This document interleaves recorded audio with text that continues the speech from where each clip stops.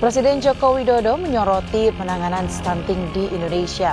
Jokowi geram Indonesia masih di titik ambang kronis untuk kasus stunting. Kasus ini biasanya bukan karena genetik, melainkan kurangnya gizi yang diberikan kepada anak. Joko Widodo menargetkan tahun depan angka prevalensi stunting atau gangguan pertumbuhan. Presiden Joko Widodo menargetkan Kementerian Kesehatan dan BKKBN untuk menurunkan angka stunting pada balita di Indonesia. Mendatang, pemerintah menargetkan angka stunting turun menjadi 14%. Pemerintah baru seharusnya lebih berfokus pada penurunan stunting daripada makan siang gratis.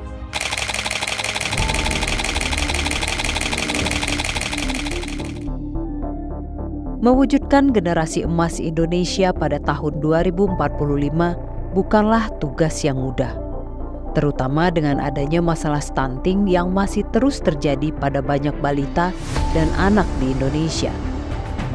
Hal tersebut terjadi karena berbagai faktor seperti akses layanan kesehatan yang terbatas, kurangnya pemahaman tentang pola makan sehat, dan faktor ekonomi yang menjadi penyebab utama.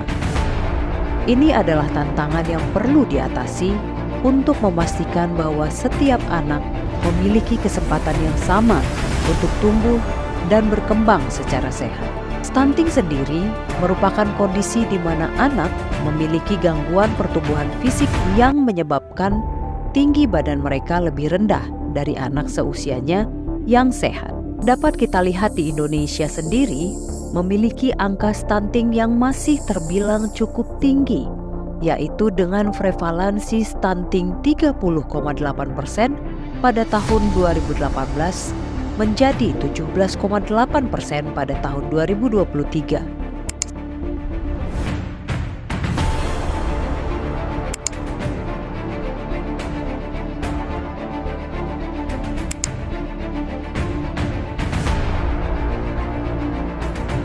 Pemerintah sebenarnya telah melakukan berbagai upaya melalui Program Nasional Penurunan Stunting 2021 sampai 2024. Berbagai intervensi dilakukan, seperti pemberian makanan tambahan untuk ibu hamil dan balita, suplementasi zat besi, imunisasi, serta peningkatan akses air bersih dan sanitasi.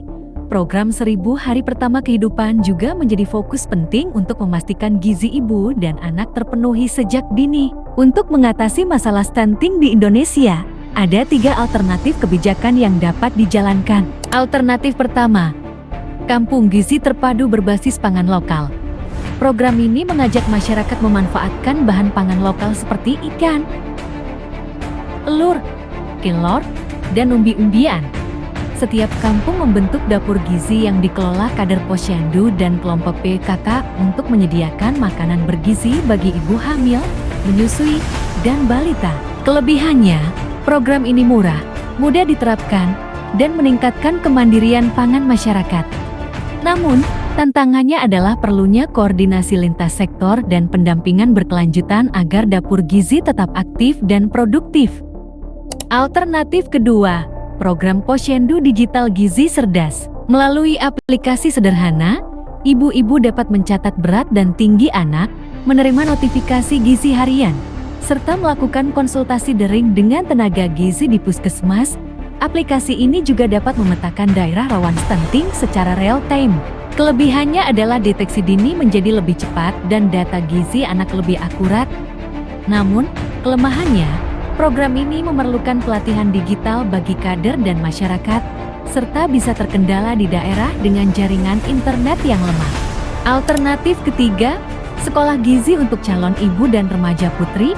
Program ini fokus pada edukasi gizi sejak sebelum kehamilan. Remaja putri dan calon ibu diberi pengetahuan tentang pentingnya gizi seimbang, pencegahan anemia, dan kesiapan menjadi ibu sehat. Kelebihannya, program ini mencegah stunting sejak dini dan meningkatkan kesadaran generasi muda. Kelemahannya, hasilnya baru bisa dirasakan dalam jangka panjang dan membutuhkan sinergi lintas sektor pendidikan dan kesehatan. Beberapa alternatif kebijakan yang ada. Kebijakan terbaik yang direkomendasikan pemerintah adalah program Kampung Gizi Terpadu berbasis pangan. Program ini dinilai paling realistis, diterapkan di seluruh Indonesia karena melibatkan masyarakat secara langsung. Biayanya juga lebih rendah dibandingkan dengan program yang lain yang berdampak nyata pada peningkatan gizi keluarga. Melalui gerakan dapur gizi kampung, masyarakat dapat memanfaatkan bahan pangan lokal untuk menyediakan makanan yang bergizi bagi anak-anak. Dengan begitu, kita tidak hanya memberi makanan tetapi juga membangun ketahanan pangan mulai dari desa.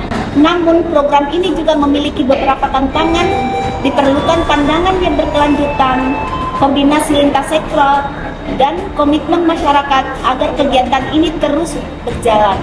Dengan kerjasama antara pemerintah dan masyarakat, Kampung Gizi Terpadu dapat menjadi langkah nyata menuju Indonesia yang sehat, mandiri, dan bebas dari